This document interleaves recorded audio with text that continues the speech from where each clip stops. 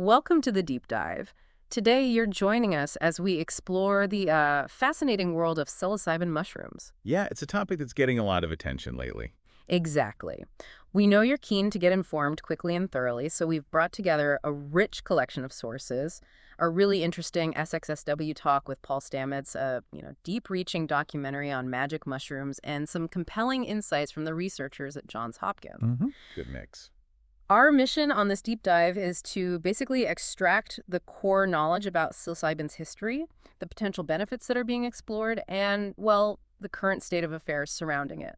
We're aiming for those aha moments without, bogging you down in unnecessary details. Exactly. What's so compelling about looking at these sources together is how they weave together perspectives from, like, ancient practices to modern science, all within a cultural and legal landscape that's changing pretty rapidly. It really is shifting fast. Okay, so let's unpack this by going way back to the historical context and how these mushrooms have been traditionally used.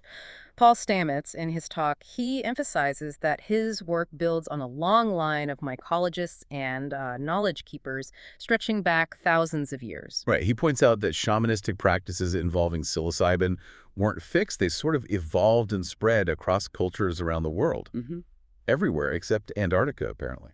Which is amazing when you think about it. This ancient reverence really suggests a long-standing human recognition of psilocybin's unique properties, doesn't it? It's a thread that continues to weave through modern research into its therapeutic potential.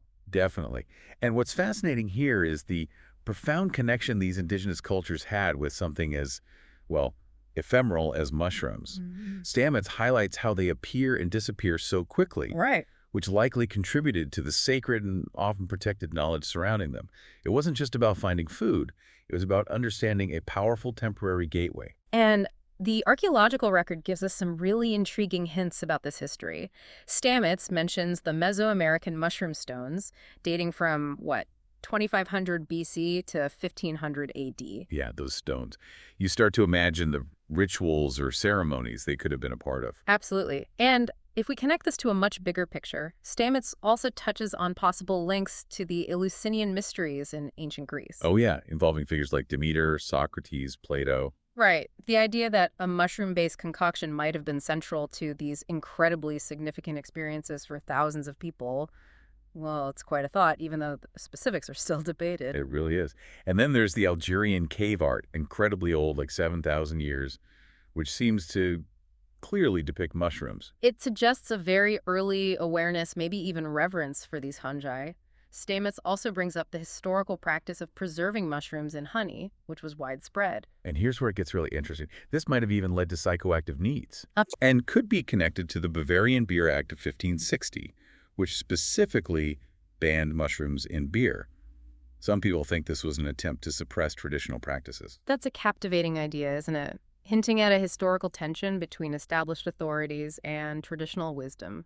And the account Stamets shares from the Catholic priest Segan around the same time as the Beer Act gives us this vivid first-hand glimpse into the effects of mushrooms eaten with honey and chocolate by indigenous people before dawn, the dancing, singing, weeping, and visions. Hearing that account, you can almost picture a similar scene unfolding today, highlighting the enduring nature of these experiences. It really does sound like something that could have been written yesterday. It does.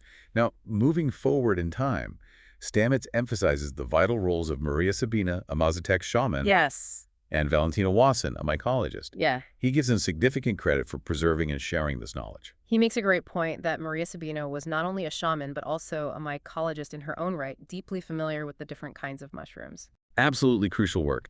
Valentina Wasson, with her scientific background, provided that rigorous mycological lens that complemented R. Gordon Wasson's more descriptive approach. It was their Life magazine article that really sparked a lot of interest in the West. It really did. And on a more personal note, Stamets recounts his own introduction to magic mushrooms through his brother and the, well, rather dramatic story of his best friend's father burning a book about them. Yeah, that act of fear and suppression, ironically, solidified his path of study. So from these ancient roots, we see this long history of human interaction with psilocybin. Now let's explore how modern science is beginning to understand the mechanisms behind these experiences and the potential benefits they might offer. Okay. Stamets mentions there are over 140 known species of psilocybin mushrooms distributed across the globe. And at a fundamental level, when someone ingests these mushrooms, the psilocybin in them is converted by the body into psilocin. Right. And psilocin essentially mimics serotonin, a key chemical messenger in the brain that affects mood and perception, leading to those temporary shifts in how we experience the world. Stamets then gets quite specific, describing some key players in the psilocybin world, like psilocybe azurescens. The potent one, yeah, often found in the Pacific Northwest on wood chips. Then there's psilocybe senescens, the wavy cap, another wood chip lover that bruises blue very strongly, and psilocybe semilanciata, the liberty cap. Often found in grasslands near ponds, identifiable by its slightly see-through margin and sometimes a pointy top, right? Exactly. This level of detail helps researchers and foragers identify them, though it's crucial to remember the warning about the deadly poisonous Galerina marginata. Oh, absolutely crucial. That detail about Galerina marginata is so important for anyone even thinking about foraging. It can grow right alongside magic mushrooms, emphasizing the absolute necessity of accurate identification. The risk is just too high. It really is. What's fascinating here is Stamets' perspective on mycelium, the underground network of fungi. He describes it as an internet-like learning network with decentralized intelligence. Drawing parallels to the internet's structure and even the structure of dark matter in the universe. It suggests a fundamental pattern of interconnectedness in nature. It makes you wonder about the potential for communication and information transfer within these vast fungal networks. It's a truly mind-expanding idea, this network of mycelium beneath our feet acting almost like a living internet. It really is. Now, moving into the potential benefits, Stamets cites some interesting meta-studies that suggest links between psilocybin use and reduced crime rates, decreased intimate partner violence, lower opioid use disorder. And an increased connection to nature. He even mentions his own experience with LSD also increasing his feeling of being connected to nature. It's important to remember, though, these are associations, right? Not proof of cause and effect. Definitely. But the fact that psilocybin appears in these positive correlations across different studies is certainly noteworthy and, warrants further investigation. And Stamets highlights the significant increase in clinical trials, over 120 registered, and that remarkable statement from an FDA official calling psilocybin the most potent, least toxic substance they've studied. That's a pretty powerful statement. It certainly suggests a shift in perspective. Of course, studying psilocybin has its challenges, particularly with how to create a real placebo in high-dose studies, as Stamets playfully points out. Yeah, how do you fake that experience? Exactly. But despite this, the results coming from clinical trials for conditions like treatment-resistant depression and alcohol use disorder are showing some real promise. They are indeed. And this is a major factor fueling the movement to reevaluate the legal status of psilocybin. As researchers like Dr. Roland Griffith have proposed, its current classification as a Schedule I substance, meaning no accepted medical use and a high potential for abuse, simply doesn't align with the growing evidence. Not with the therapeutic potential and its low risk of addiction, no. Right. Stamets himself mentions receiving his DEA license for psilocybin research and strongly emphasizes the importance of responsible use, the need for proper support during psychedelic experiences, and his core belief: nature provides. He then clarifies the difference between macro doses, generally over 1 gram of psilocybe cubensis, and microdoses, which are subperceptual amounts, typically 1/10 to 1/20th of a macro dose. What's particularly interesting about microdosing is the increasing amount of data coming directly from individuals who are using it. Stamets discusses the Quantified Citizen Microdose.me app research. Over 22,000 users reporting, yeah. Yeah. These self-reports suggest potential benefits for mood, anxiety, depression, performance, and even cognitive function, findings that have been published in Nature Scientific Reports. It really highlights the widespread curiosity and perceived benefits of using these very small, non-intoxicating amounts. And then there's the Stamets stack, a specific combination of a psilocybin microdose, niacin, a vasodilator, and lion's mane mushroom. Which is known for its potential to support nerve growth and remyelination. Right. And he shares the surprising results from a study looking at the Stamets stack, where individuals over 55 showed an increase in finger tapping ability within just 30 days, suggesting improved psychomotor coordination. That's quite a noticeable change, it really is. And the potential neurological mechanisms behind this are intriguing, involving pathways like MAP kinases, TRKA, TRKB, TRKC, nerve growth factor, NGF, and brain-derived neurotrophic factor, BDNF. So basically, key pathways involved in brain cell growth and communication. It suggests the Stamets stack might have a tangible impact on brain health. Exactly. Stamets also mentions the in vitro synergistic effects of the stack's components on these pathways, including cases where individual components showed no activity on their own but became active when combined. Which really points to the idea that the combined effect could be greater than the sum of its parts. Definitely. He also touches on the entourage effect, suggesting that the various compounds within the mushroom might work together synergistically. Meaning the overall benefit is more than just the sum of its individual parts.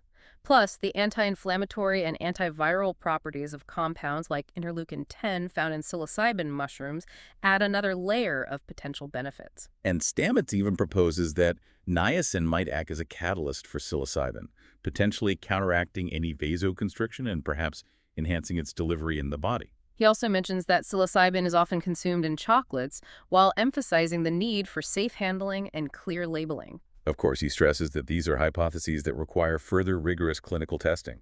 Absolutely. While the initial findings and anecdotal reports are compelling, it's crucial to have well-designed clinical trials to really confirm these effects. Okay, so shifting our focus to the work at Johns Hopkins, Dr. Matthew Johnson describes the heroic dose of psilocybin as being in the range of 30 to 40 milligrams. Yeah, he emphasizes the potential for profound and life-altering experiences at these levels, which can be both incredibly positive and also deeply challenging, often described as feeling ineffable, involving very vivid mind's-eye journeys. But also carrying the possibility of what's sometimes called a bad trip.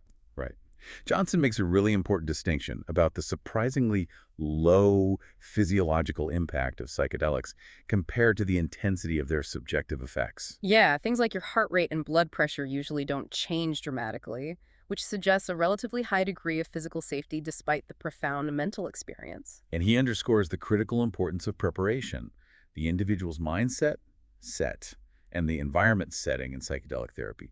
The context is paramount. Absolutely. Johnson outlines the typical process of a guided psychedelic session, lying down comfortably, often using eye shades and headphones with music. And with the encouragement to trust the process, to let go, and to remain open to whatever arises. He also highlights the crucial integration phase that follows. Right, where the individual has the opportunity to discuss and weave the insights they gained into their daily life.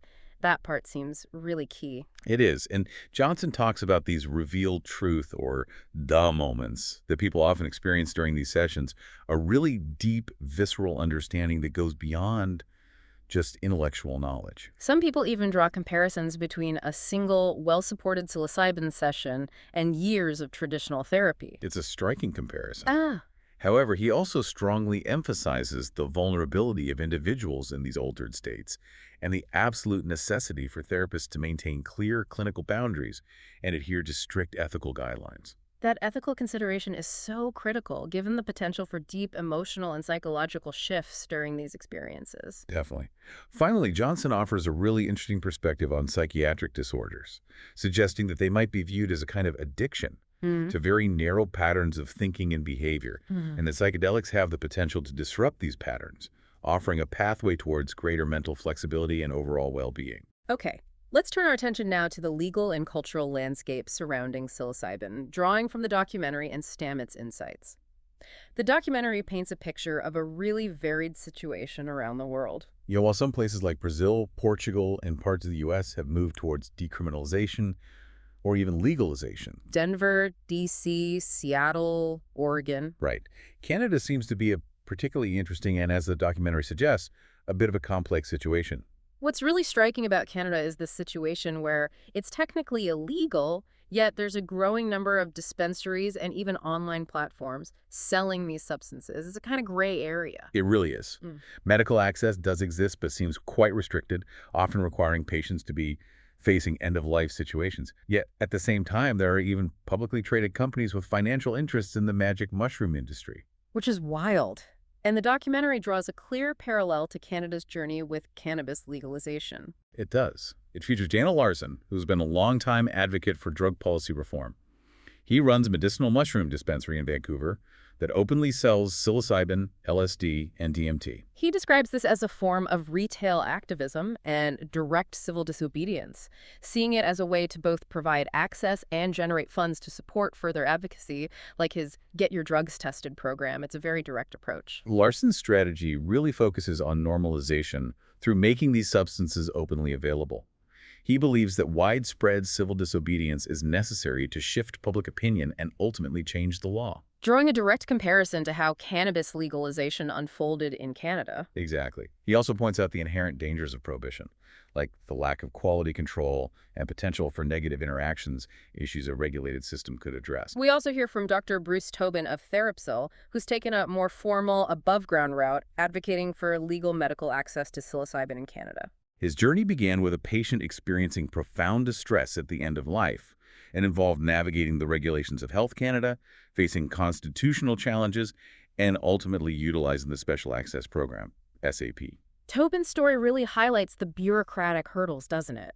And the immense personal commitment it takes to push for legal change within existing systems. For sure. While he did manage to secure some approvals through the SAP, he also points out its limitations, including the significant responsibility it places on individual doctors and the limited understanding of psychedelic therapy within the broader medical community. Larson anticipates that Canadian legalization will eventually follow a similar path to cannabis, requiring ongoing civil disobedience and normalization. He acknowledges that police raids on dispensaries are a form of pushback. But doesn't believe they will ultimately halt the overall trend. Both Larson and Therapsil are exploring the potential uses of psychedelics for general wellness and personal growth, beyond just treating specific medical conditions. This movement beyond purely medical applications into the realm of wellness reflects a growing recognition of the potential for psychedelics to enhance well-being for a wider range of people. Absolutely. And Larson's recommendations for individuals trying psychedelics for the first time, suggesting lower doses like 1 to 2 grams of golden teacher, and having a trusted, sober friend present really emphasize a harm reduction approach. Tobin expresses some reservations about the underground ceremony scene, though, acknowledging it can be both beneficial and potentially harmful. Highlighting the vulnerability of individuals seeking these experiences and the importance of ethical practices and professional oversight in that space. His ultimate hope is for widespread and accessible psychedelic therapy to become a reality in Canada. That concern for ethical practices in the underground really underscores the need for professional standards and regulation as this field evolves. Tobin's vision of accessible psychedelic therapy aligns with the broader trend of seeking to integrate these substances into mainstream healthcare. Stamets, echoing this sentiment, points to the increasing number of states in the U.S. and also in Canada that are advancing psychedelic legislation and citizen-led ballot initiatives, emphasizing the power of these grassroots movements. He highlights Canada's pioneering work in government-approved group psychedelic therapy for end-of-life patients, noting the reports of extraordinary healing that have come from these programs. He clearly believes that a people's revolution is driving this wave of psychedelic reform. Stamets' optimism and his focus on citizen action are really central to his perspective. The anecdote he shares about law enforcement in Vancouver increasingly deprioritizing arrests for psilocybin users suggests a shift in attitudes and enforcement practices at a local level. Yeah, that was interesting. And Stamets concludes with a really expansive vision of psilocybin fostering a sense of unity, reducing violence and addiction, and potentially acting as a gateway into universal consciousness. It's a very hopeful and big-picture outlook.